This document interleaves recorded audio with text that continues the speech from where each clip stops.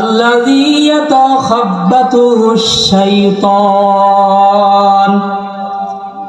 সেই ব্যক্তির মতো দাঁড়ানো হবে মিনাল মাস, যাকে শয়তান নিজস্ব পরশ দিয়ে দুনিয়ার লোভ লালসায় মোহাচ্ছন্ন করে রাখছে। আল্লাহু আকবার। দেখছেন কত বড় কঠিন কথা আল্লাহ তাআলা বলছেন।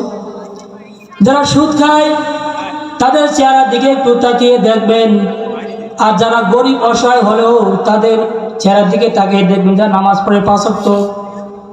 পার্থক্য আছে না? বলেন, পার্থক্য আছে। এই যে আল্লাহ তাআলা বলছেন, যালিকা বিআন্নাহুম ক্বালু ইন্নামাল বাইউ মিসলুর রিবা।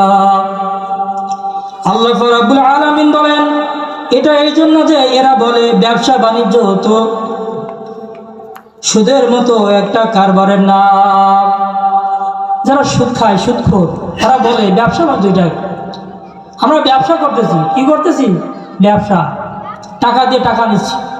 আহাল্লাল্লাহুল বাই'a ওয়া হাররামার রিবা। আল্লাহ রাব্বুল আলামিন ব্যবসাকে হালাল করেছেন আর সুদকে হারাম করেছেন।